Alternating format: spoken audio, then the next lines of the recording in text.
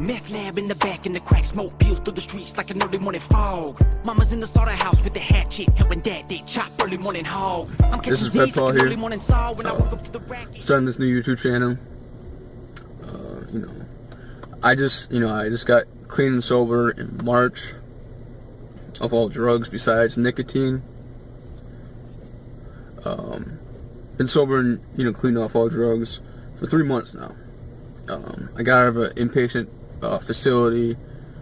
It was in Canton, South Dakota. It's called Keystone.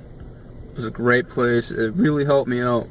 It really helped me understand what my problems were and how to not use drugs for every situation I get into, which really helped me out.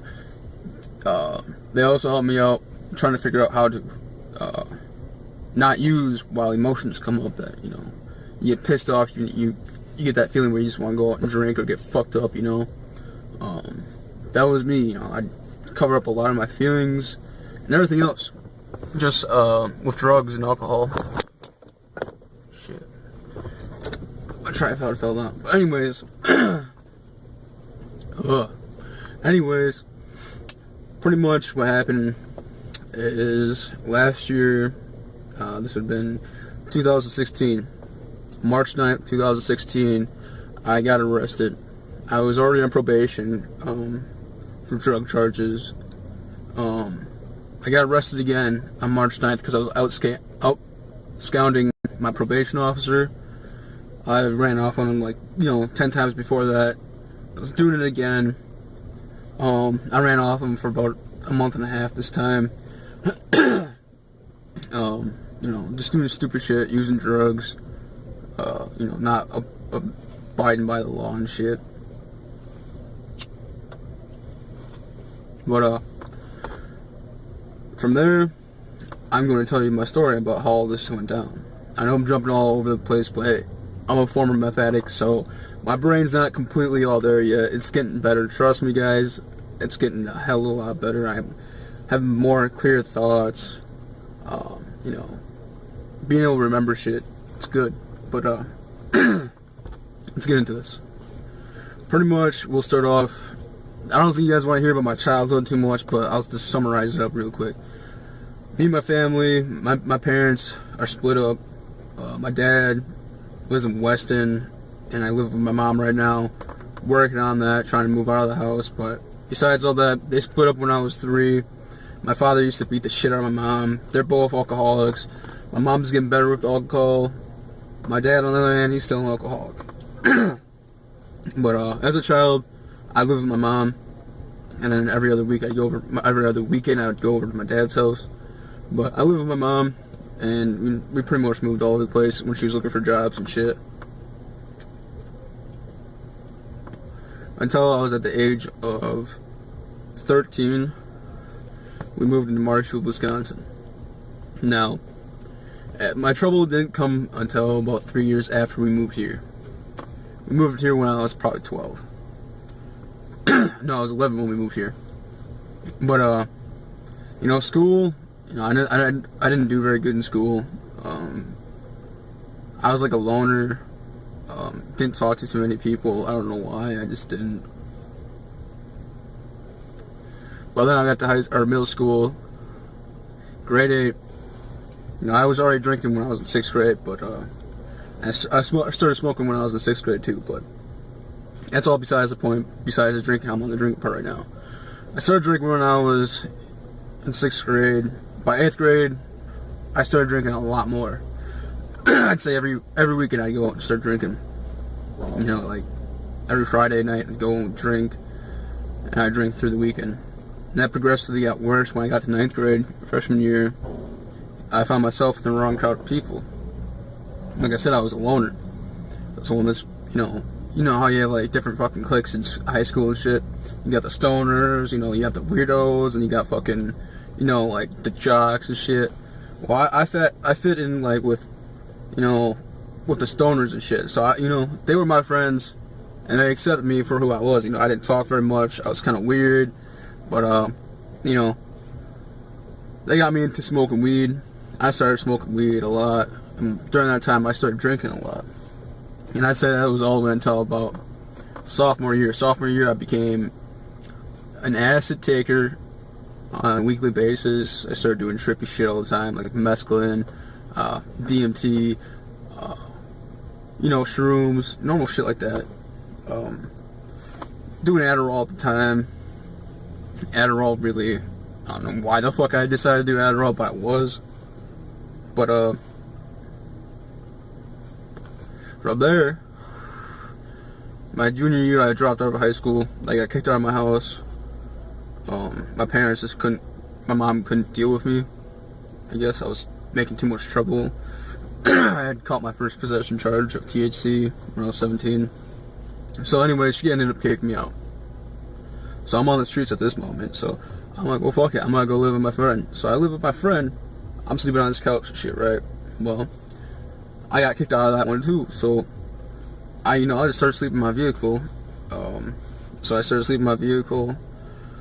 Ended up going to jail for my possession charge, getting on probation. Came back to my mom's house after I got out of jail. Started doing good too.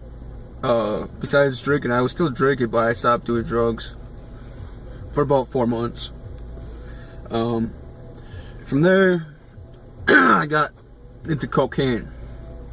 Cocaine's crazy, but from cocaine I went to crack. Started smoking crack.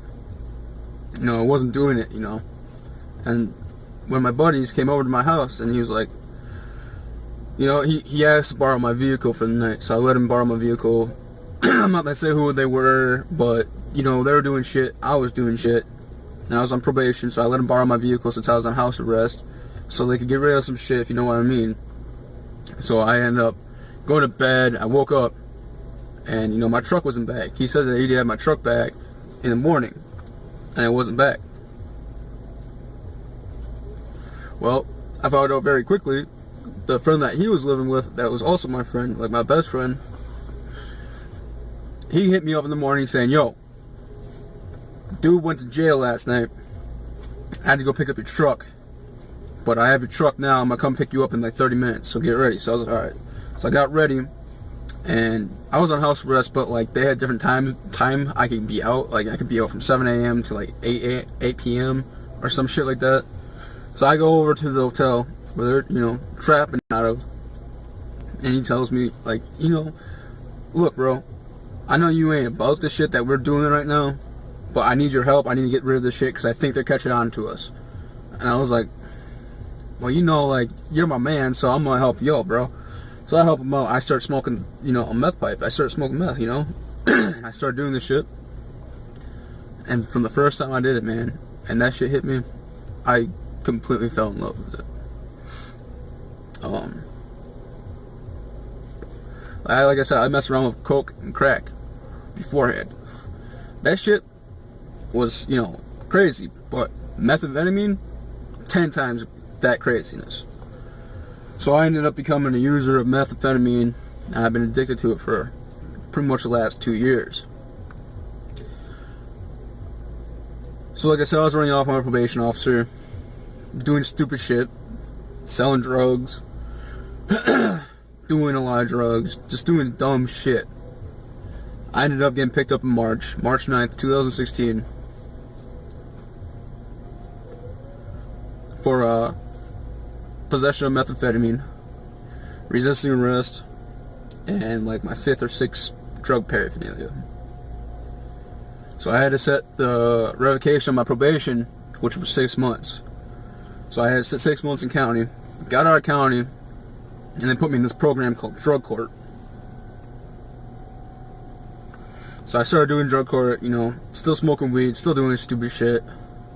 Ran off on drug court twice. Then they put me in this thing called termination phase, which, like, if you don't do well, they'll just kick you out of the program and you have to go sit your time. And I'm looking at, anywhere from a year minimum to 3.5 years. So I started doing good, Went to the treatment center, got out, been clean ever since then. Just beat the termination. So now I'm back in the drug court now, doing good, But I'm trying to do something new. I'm trying to do new shit every day, because living that life is boring, man. You do the same shit every day. You're looking for drugs, doing drugs, searching for drugs, selling drugs, doing stupid shit, running from cops. It ain't worth it, man. It just ain't worth it. So like I said, I'm starting a new YouTube channel. Pretty much, you guys can come along in my venture if you want. I don't know if you can tell, but there was sirens going on. I had to go inside. Yeah.